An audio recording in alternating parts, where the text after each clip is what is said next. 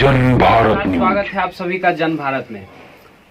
अब पंचायत चुनाव का समय आ चुका है और सभी प्रतिनिधि और भावी प्रत्याशी अपने क्षेत्र में घूम रहे हैं और अपने चुनाव के लिए पूरी जोर शोर से तैयारी कर रहे हैं। और इसी बीच आज हम पहुंच चुके हैं जिला परिषद क्षेत्र संख्या 11 में और यहाँ के भावी प्रत्याशी के प्रतिनिधि विशाल भारद्वाज जी हमारे साथ है। उनसे हम चुनावी मुद्दों पर चर्चा करेंगे। स्वागत है सर हमारे चैनल में। धन्यवाद, आपका बहुत बहुत धन्यवाद। आपको क्या लगा कि जिला परिषद क्षेत्र संख्या से आप चुनाव लड़ना चाह रहे हैं? क्षेत्र में विकास नहीं हुई 5 वर्षों में, जिसके कारण आप इस क्षेत्र में कूद पड़े। इस क्षेत्र में विकास होना या ना होना पहली प्राथमिकता इस बात की जरूर है, परंतु जिला परिषद के द्वारा जितना भी काम होना था, जितना जनता के बीच जिला परिषद को जाना चाहिए था, जनता की समस्याओं को सुनना चाहिए था, उसको ना सुनने का भी एक बहुत बड़ा मुद्दा है। जनता के बीच 5 साल में जो ये वर्तमान जिला परिषद जो वोट मांगने गए, उसके बाद 5 वर्षों में जिला परिषद के इस क्षेत्र संख्या 11 से वो गायब हो गए।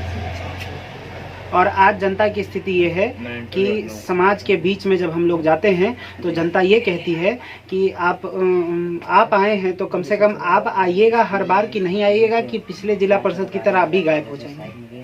लोगों को डर है, लोगों को डर ये है कि जिला परिषद जो एक बार बन के गए तो वो दोबारा 5वें साल में बस अब वोट मांगने के समय ही दिख रहे हैं। और जब जाएंगे ही नहीं समाज के बीच, जब हम आपके जनता के या फिर जनता के दुखों को सुनेंगे ही नहीं, समाज की समस्याओं को देखेंगे ही नहीं जाकर, तब तक आप हमारा विकास या किसी का विकास आप क्या करेंगे? अभी विधानसभा का चुनाव गुजरा है। विधानसभा चुनाव में हमने कई विधायकों से इंटरव्यू लिया, तो उसमें हमें पता चला कि अभी जो आपके जिला परिषद हैं वर्तमान वो बहुत सारे जगहों पर मतलब 50 मीटर का सड़क ढलवा दी और अपना बोर्ड मेन सड़क पे लगवा दिए। तो हमने विधायक जी से ये सवाल रखा, तो उन्होंने कहा कि देखिए शुरू में वो अपना बोर्ड लगा चुके हैं और हम फिर कहाँ बनाए, मतलब लोग देखेगा नहीं। इसके कारण क्षेत्र के सड़कों की समस्या काफ़ी है। क्षेत्र में सड़कों की समस्या इतनी है कि मैं आप सब लोगों को बताना चाहूँगा कि वर्तमान जिला परिषद ने जितने भी सड़कें बनवाई हैं, एक तो बहुत कम जगहों पर बनवाई हैं, और दूसरा जहाँ भी बनवाया गया है, आप टिकौली में, मलमल्ला में, जहांगीरपुर में, कई जगहों पर जाके देख सकते हैं, भरेवा में, कि जहाँ उन्होंने सड़क बनवाया है वो सड़क ही टूट गया अपने आप, बीच से फट गया है वो सड़क। उसकी कमी जनता देख रही है। और जनता ने जब मैं गया, जब एज ए प्रत्याशी जब मैं वहाँ गया प्रतिनिधि के रूप में, तो समाज ने मुझे कहा कि ये देख लीजिए सड़क का क्या हाल है, ये आपके अभी के जिला परिषद ने बनाया है। तो उसको देख के ही लगता है कि काम कम करना है, उनको दिखावा ज़्यादा करना है। और जब दिखावे में हम जाएंगे तो समाज का काम नहीं होगा। हमारा काम है समाज के बीच जाकर समाज का काम करना, न कि हमारा काम है जाके दिखावा करना। मंत्रियों के साथ, विधायकों के साथ हमारा घूमना और हमारा फोटो खिंचवाना, ये हमारा काम नहीं है।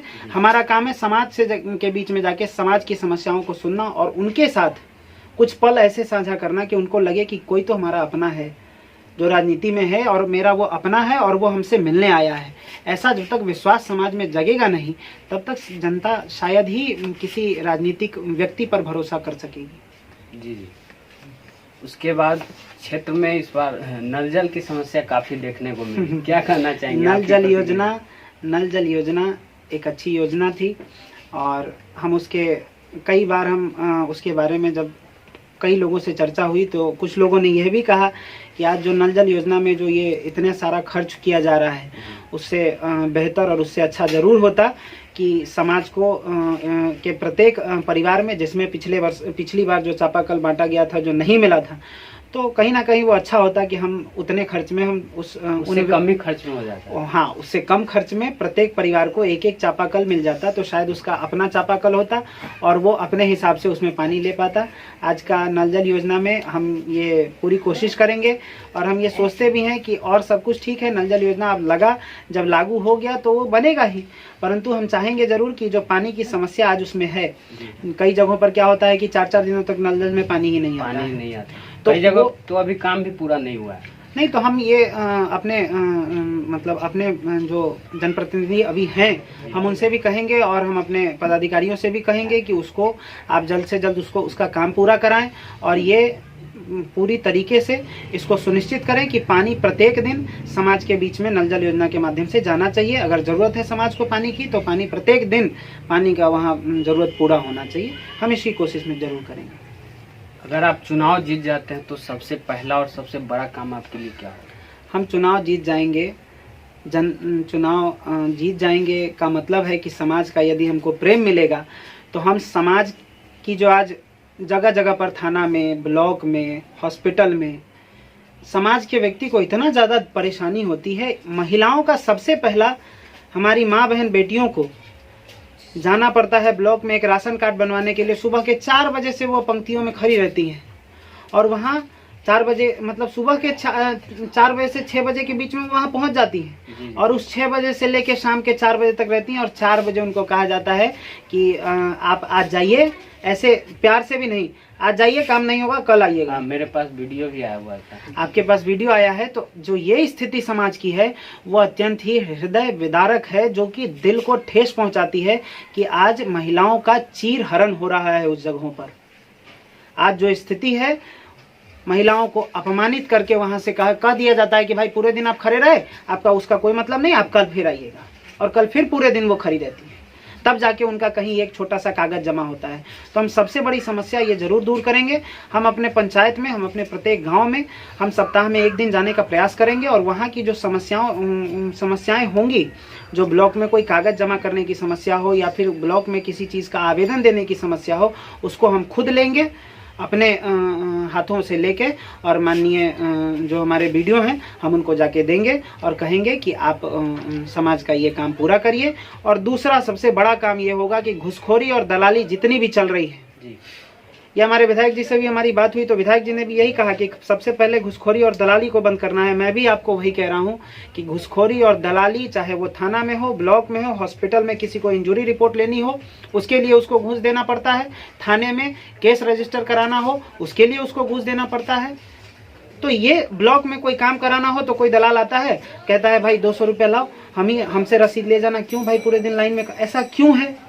इन सब चीज़ों पे सबसे पहले लगाम लगे, इन सब चीज़ों पे सबसे पहले रोक लगे, इसका हम पूरा प्रयास करेंगे। समाज में तीसरी व्यवस्था में अपने जिलाधिकारी महोदय को भी कहूँगा और मैं अपने जो प्रतिनिधिगण हैं उनसे भी मैं कहूँगा कि तीसरी सबसे और ज़रूरी व्यवस्था स्वास्थ्य सुविधा की जो व्यवस्था है।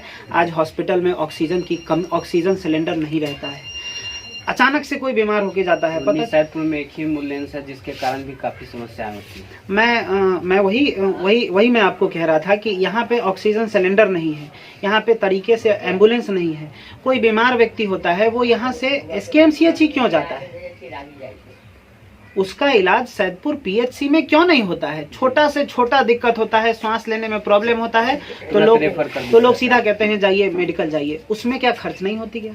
मैंने कई बार सामने से भी देखा, एक मामूली सा हाथ कटा हुआ था उसके लिए भी तुरंत रेफर कर दिया गया। इन सब सुविधाओं के लिए हम आपको ये बोलने की ज़रूरत नहीं है। हमको जो लोग पर्सनली मेरे स्वभाव को या मेरे पिताजी श्रीमान रंजन कुमार सिंह जी के स्वभाव को जानते हैं, वो ये सब जानते हैं कि हम आज भी समाज में जो इन सब चीज़ों की कमी है हम उसके लिए आज भी आवाज़ उठाते हैं। और कल जब समाज के 8 पंचायत की शक्ति मेरे पास होगी तो हम अपने इन सब सारी व्यवस्थाओं को दुरुस्त करने के लिए अपना जी जान लगाकर इन सारी सुविधाओं को समाज के बीच बिल्कुल सशक्त रूप से लाने का पूरा प्रयास करेंगे। चौथा फोकस मेरा रहेगा शिक्षा की व्यवस्था पर, नौजवानों की जो शिक्षा व्यवस्था है। सरकारी स्कूल में खिचड़ी ज़्यादा चलता है, पढ़ाई कम होती है। खिचड़ी ज़्यादा चलता है, ये आप लोग भी जानते होंगे, खिचड़ी ज़्यादा चलता है, पढ़ाई कम होती है। अच्छा, प्राइवेट स्कूलों में लॉकडाउन हो या फिर किसी चीज़ की बंदी हो, फीस उतना ही लिया जाता है, बस पढ़ाया नहीं जाता है। या कहेगा 40% कम कर देते हैं, 30% कम कर देते हैं।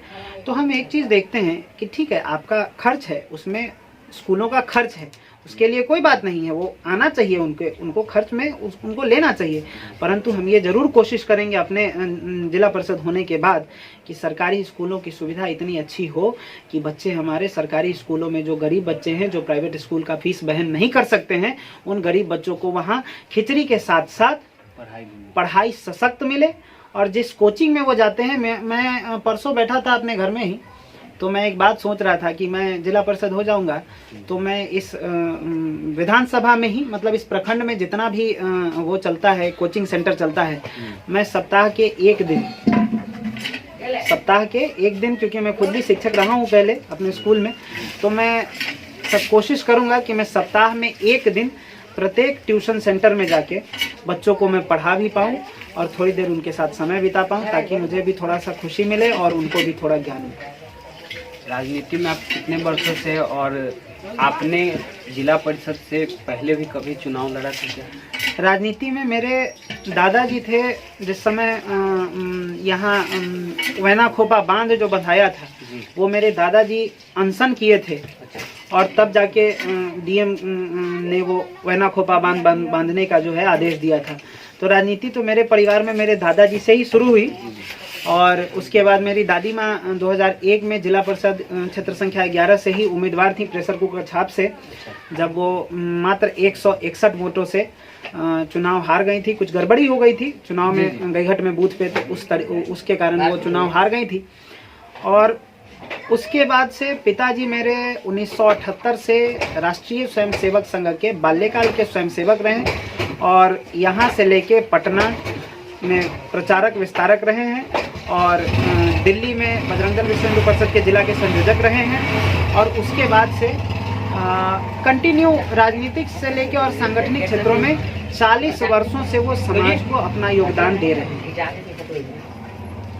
तो इस तरीके से और मैं 2012 में मैं राजनीति में आया और ये 2021 है और इन 9 सालों में मैंने बस इतना ही एक्सपीरियंस किया है और मैं इतना ही जान पाया हूँ कि राजनीति में कोई किसी का गॉडफादर नहीं होता है, लेकिन राजनीति में एक गुरु जरूर होता है, जो मेरे पिताजी मेरे लिए गुरु के रूप में, मेरे राजनीतिक गुरु के रूप में पिताजी मेरे आज भी हैं, कल भी रहेंगे और जब तक वो हैं तब तक मैं राजनीति के मुख्य धारा से जुड़ूंगा, जरूर समाज के काम के लिए जुड़ूंगा, परंतु मेरे राजनीतिक गुरु वही रहेंगे। और जहाँ तक मैंने एक्सपीरियंस किया है कि मैं राजनीति में इतना ही कर सकूं कि समाज के बीच प्रत्येक दिन अपनी जिंदगी का 1 घंटा मिनिमम, कम से कम 1 घंटा जरूर। अंत में आप युवाओं को क्या संदेश देना चाहेंगे, क्योंकि अब के चुनाव में, जो भी चुनाव होते हैं उसमें युवाओं की अहम भूमिका होती है? युवाओं के लिए मैं उनके लिए खुशखबरी भी है और मेरे लिए जो उनका जो मेरे ऊपर प्यार है और मेरे पे जो प्रेम है, मेरे युवा मेरे बहुत स्नेह करते हैं हमसे और जो वो स्नेह करते हैं तो उनके लिए मेरे मन में एक विचार आया और मैं उसको पूरा करूंगा, ये हर हालत में करूंगा। अगर मैं चुनाव जीता हूं तो मैं युवाओं के लिए प्रत्येक मंदिर पे और प्रत्येक मस्जिद पे वाईफाई की सुविधा देने का मैं पूरा प्रयास भी करूंगा और मैं ये आश्वासन नहीं दे रहा हूं, मैं ये गारंटी देता हूं कि मेरे चुनाव जीतने के 1 वर्ष के अंदर ही प्रत्येक मेरे क्षेत्र के प्रत्येक मंदिर और प्रत्येक मस्जिद पे वाईफाई की सुविधा उपलब्ध होगी। बहुत बहुत धन्यवाद सर आपका। बहुत बहुत धन्यवाद। तो ये थे विशाल भारद्वाज जी, हमारे साथ जिला परिषद क्षेत्र संख्या 11 से भावी प्रत्याशी के प्रतिनिधि हैं और पूरे अपने क्षेत्र में घूम रहे हैं और चुनाव की अच्छी तैयारी इनकी चल रही है। बस एक सेकेंड, आपको ये आपने जो अभी कहा कि मैं क्षेत्र में घूम रहा हूँ, मैं क्षेत्र में घूम रहा हूँ, सिर्फ घूम नहीं रहा हूँ, मैं समाज से चाहता हूँ बस इतना कि समाज जो भी निर्णय लेगा वो सर्वोपरि है। समाज का प्रत्येक निर्णय हमेशा सही होता है, ये मैं मानता हूँ और समाज निर्णय चाहे जो भी ले, मैं समाज से एक आग्रह, विशेष आग्रह आपके माध्यम से जरूर करूँगा कि आप निर्णय लीजिए कि इस बार आपका जिला परिषद ऐसा व्यक्ति हो जो आपके बीच प्रत्येक दिन, प्रत्येक सप्ताह में आपके बीच आ पाए। इस बार आपका जिला परिषद ऐसा व्यक्ति हो जो प्रत्येक दिन और प्रत्येक घंटे आपके बारे में सोचे और इस बार का जिला परिषद आप वैसा चुनिए जो रात के 12 बजे हो या दिन की तपती धूप के 12 बजे हो, आपके बीच आ पाए। और वैसी प्रत्याशी श्रीमती सुधा देवी आपके बीच आई हैं, श्रीमान रंजन कुमार सिंह जी की वो पत्नी है जिनको आप सब लोगों ने बहुत सारा प्यार हमेशा दिया है और मैं ये मानता हूँ कि आप हमको इस बार भी एक बार मौका देके देखेंगे और अगर ये मौका आप देंगे तो हम आपको जितना प्यार आप हमको देंगे उसका लौटाना तो मेरे बस की बात नहीं होगी, परंतु मैं उसका दोगुना आपको प्यार देने की पूरी कोशिश करूंगा। बस इसी अपील के साथ आपका बहुत बहुत धन्यवाद। आप मेरे यहाँ, आप हमसे बात करने आए और आपसे इतना प्रेम मिलता है। मैं विशेष रूप से जन भारत का भी बहुत बहुत धन्यवाद करना चाहूँगा। समाज के बीच आप एक अच्छा काम कर रहे हैं, हमेशा करते रहिए। खूब सारी शुभकामनाएं आपको और खूब सारा प्रेम। धन्यवाद। सहयोगी सत्यम के साथ मैं सौरभ।